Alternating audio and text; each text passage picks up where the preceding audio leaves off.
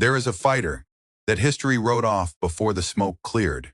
It was called obsolete, stripped from carriers, and shipped to an island that felt like a graveyard. Yet on the 4th of June, 1942, this condemned airplane rose in greater numbers than any other American fighter to face the full fury of the Imperial Japanese Navy at Midway Atoll. Not the celebrated Grumman Wildcat, the Brewster Buffalo. The airplane history calls a failure was the primary American fighter standing between the enemy and the island that morning. And somewhere across the world, at that very same moment, that same airplane was the deadliest fighter in the sky over Finland, posting records that defied all belief. It is before dawn on the 4th of June, 1942. On Eastern Island, a flat coral speck in the Pacific, Major Floyd Parks climbs into the cockpit of a stubby fighter. He is 31 years old, a Naval Academy graduate of 1934, and has held command of his squadron for only a matter of weeks when the order comes to scramble everything. The aircraft he straps into is a Brewster F2A Buffalo. By summer, Ichenjo by Sishirar. The Buffalo has been condemned, pulled from carriers, and passed down to the Marines as surplus. Of the 28 fighters Marine Fighting Squadron, 221 puts into the air. 21 are Buffaloes, only 7 are Wildcats. The radar contact arrives just before 0600 hours, and the sirens sound. Within minutes, the Marines are climbing into the dark Pacific sky above Midway, heading toward an uncertain fate against a vastly experienced and numerically superior enemy force. To understand how the Buffalo ended up at Midway, you must understand the mid-1930s, when the United States Navy still flew biplanes as its frontline carrier fighters. The Grumman F3F, a fabric and metal biplane with fixed guns and an open cockpit, was the frontline carrier fighter. It was already a relic as Europe moved to all metal monoplanes. In 1935, the Navy issued a requirement for a new monoplane carrier fighter with modern construction and enough speed to outperform anything a foreign navy might put in the air. On the 22nd of June, 1936, the Navy ordered a prototype from the Brewster Aeronautical Corporation, a small company in Long Island City, New York. The design was called the XF2, a -1. Brewster had no fighter pedigree, but its design team had produced something promising on paper. Grumman, the established naval contractor, also competed with its own rival design. When the competition was decided, the Brewster monoplane won. It was faster and more modern. The Navy awarded Brewster a production contract for 54 aircraft, selecting it over Grumman. The Buffalo had become the United States Navy's first monoplane carrier fighter. Grumman went back to the drawing board, rebuilt its rejected design as a monoplane, and produced the Wildcat. The man behind the design was Dayton T. Brown, Brewster's chief engineer. His small team produced an all-metal mid-wing monoplane with retractable landing gear and an arrestor hook. The prototype first flew on the 2nd of December, 1937, powered by a Wright Cyclone radial engine. Early test results were promising, and performance exceeded early expectations in initial trials. Wind tunnel testing at Langley pushed the Buffalo's speed over 300 miles per hour, a 10% gain without any increase in engine power. Other manufacturers took notice of Brewster's method. The Buffalo in its first form was a quietly important airplane, but Brewster had a fatal flaw, and it was not in the airframe. It was in the company itself. Brewster was poorly managed. It had grown too fast. Its factory was inefficient, its workforce inexperienced, and its management prone to overpromising and under-delivering on every contract it signed. Of the first 54 aircraft ordered, Brewster delivered only 11 to the Navy. The rest were diverted to Finland, which had a war to fight and could not wait for American delays. Then came the weight problem. The Navy wanted more guns, more armor, more fuel, self-sealing tanks, and additional naval equipment. Every new requirement added weight to the design. The FRA became the FRA with a more powerful engine. Then came the FRA, the variant that would fight at Midway, roughly 2 pounds heavier than the original with no more power. The numbers tell the story. The FRA weighed 7,159 pounds loaded, top speed 721 英里每小时 at 16,500 feet, climbing around 9,400 feet per minute. Armament 450 Jan caliber Browning machine guns. Compare that to the Grumman FCF-10 Wildcat. Its 2-gen stage supercharger gave far better height and altitude performance, and it topped semi-Unimesalsure.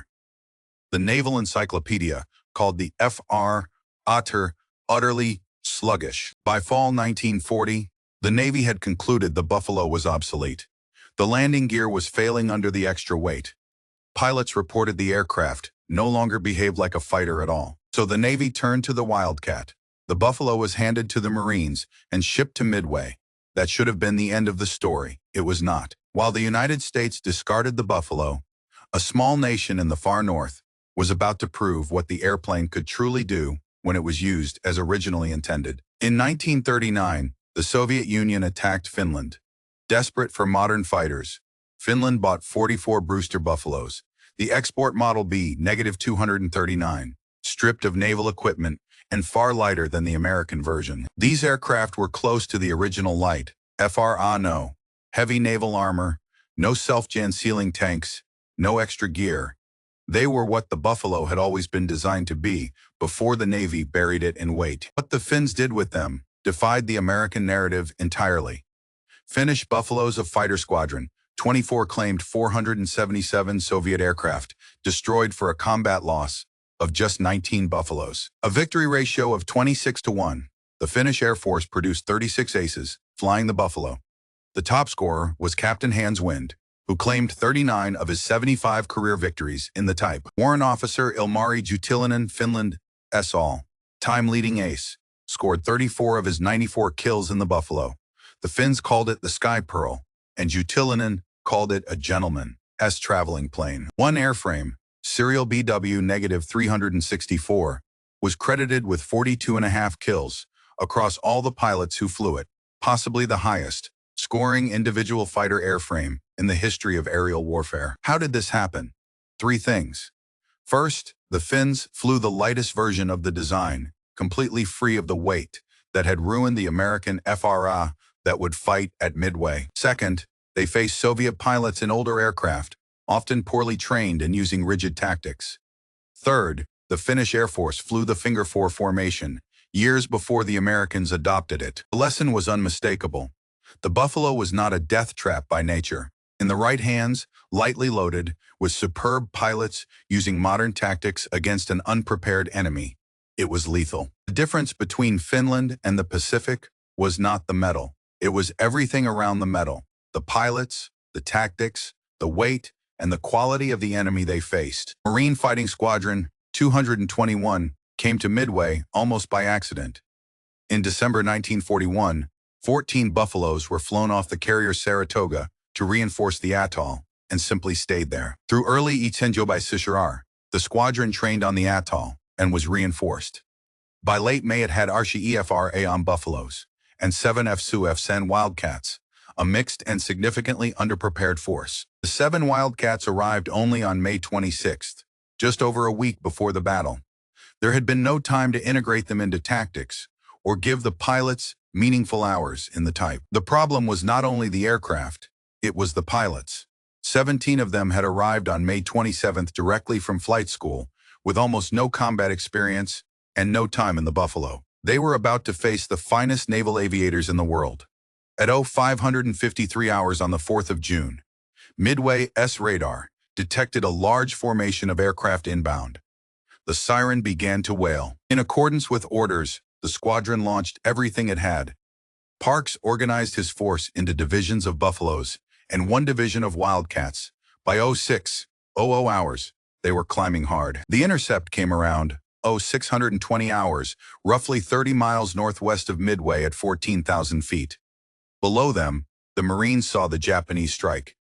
108 aircraft approaching the small atoll. The first wave included dive bombers and torpedo bombers, escorted by 36 Mitsubishi Zeros, flown by veteran carrier pilots, the same men who had attacked Pearl Harbor 6 months before. The Marines had altitude, and they dove. In the first pass, before the Zeros reacted, they hit the bombers and several went down. Then the escort fell on them, and the slaughter began. The Zero was faster, climbed better, and turned tighter than the Buffalo. The Japanese were veterans. One Marine on the ground said the Buffaloes looked like they were tied to a string. Major Parks was among the first to fall. His Buffalo was hit and set burning. He bailed out. His parachute opened, and a Japanese pilot strafed him as he descended toward the reef below. His body was never recovered. He was 31 years old. Every pilot in his division was shot down. The squadron had lost its commanding officer in the opening minutes of the engagement. Captain Kirk Armistead led the second group and made a head-on firing run into the bombers. He saw his rounds tear through a leader and watched two enemy aircraft fall in flames. Then 3 Zeros hit him. He took 20mm shells in the wing, the fuel tank, and the engine cowling. A cannon round sawed off part of an aileron. He threw the Buffalo into a violent dive. He pulled out at 500 feet and landed shakily on Eastern Island. Captain William Humbird outran a Zero at sea level, then turned head on and shot it down at 300 yards distance. Second Lieutenant Charles Kunz was the last pilot in Armistead's division to survive. Tracers ripped through his wings. Bullets creased his scalp along each side of his head above his ears. Near to passing out, he landed. He was credited with 2 dive bombers that morning and would become the only American to score victories in the Buffalo and later make ace in the war. Captain Philip White survived as the only pilot of the 2nd Division to return. Captain Daniel Hennessy and Captain Herbert Merrill were both shot down and killed over the atoll. The Wildcat Division fared little better. 2 of its 7 aircraft were shot down. The statistics are the killing blow. Of 21 Buffaloes and 7 Wildcats launched, 13 Buffaloes and 2 Wildcats were destroyed. 15 pilots were killed. Of the surviving aircraft, only 2 were flyable at the end of the morning. As a fighting unit, the squadron had been destroyed in minutes over Midway Atoll. Captain Philip White returned to Eastern Island and walked into the operations dugout. He wrote one of the most damning assessments any American pilot ever delivered against his own aircraft. Now, the honest comparison, was the Wildcat a better fighter? In the long run, yes. The F-4F had real strengths, including armor, self-sealing fuel tanks, and better high-altitude performance from its supercharger. It had a longer career, produced famous aces, and had a beam defense tactic called the thack weave, a crossing maneuver in which 2 fighters wove across each other to protect each other's tail. The tack weave was first used in combat on the 4th of June, 1942, the very same day as the Midway battle, by Navy Wildcats from the carrier Yorktown. The Marines at Midway did not have it, and at Midway itself, the Wildcat S record was no salvation either. 2 of the 7 were shot down, a 28% proportional loss rate in one morning, by any measure of aerial combat. Captain Marion Carl, the only Marine to down a Zero that day, flew a Wildcat. Even he believed the Buffalo was as fast and maneuverable as the F-4F, and that airframes were not the real issue. His view was that the Buffalo's real failing was that it could not absorb damage and was a less stable gun platform. Both were outclassed by the Zero pilots, and tactics were what mattered most. None of that mattered when elite carrier aviators and Zeros fell on Green Marines in any fighter at all. The metal was not the deciding factor at Midway on the morning of the 4th of June, 1942. Consider what the Buffalo held its own at, in Finnish hands. A kill ratio of 26-1 across more than 400 combat victories. Over Midway, surviving Marines still downed enemy aircraft with it. The metal was capable, the circumstances were not. The Buffalo was condemned for being too heavy, flown by Marines because no one else would have them, and made legendary by the Finns in the north. And Captain White, returning bleeding from Midway, called it a death sentence. All of those things were true at once. The same airplane, entirely different fates in different hands under different skies. In the end, Brewster built 509 Buffaloes across its plants in Long Island City and Newark, New Jersey. Midway was the Type S final combat in American hands. The survivors became advanced trainers. Pilots used them to practice carrier landings before transitioning to Wildcats and Hellcats. The Navy was finished with the Buffalo on the front line. But the story did not end in 1942. Finnish Buffaloes kept flying against the Soviets into 1944, scoring victories throughout that summer, and still posting a record that completely defied every American verdict on the airplane's capabilities. Finland retired its last Buffaloes in 1948, nearly a decade after the design first flew. The airplane had lived a life far beyond what its makers or its American operators ever imagined it would. Today, one Buffalo survives in the world. It is a Finnish B-239, serial BW-372. On the 25th of June, 1942, Lieutenant Lauri Pakuri was shot down in it and ditched in a lake in Russian Karelia. He swam to shore. The aircraft sank and remained there for decades. In 1998, a recovery team raised it from the lake remarkably intact, still bearing its original combat damage from the war. It is the only surviving Brewster fighter on Earth. Raised from a cold lake after 56 years, it carries its battle scars as the last physical witness to everything the Buffalo ever was. The myth says the Buffalo was a flying coffin. The truth is harder. It was a sound 1937 design, progressively ruined by added weight, then asked to fight 1942's elite carrier aviators. The aircraft was flown in its worst hour by men fresh from flight school against veterans who had spent years mastering the art of aerial combat. The circumstances were impossible from the start. Captain Philip White wrote the FRA was not a combat aircraft, and any commander who sent pilots in it should consider them lost before they left the ground. He was right about Midway.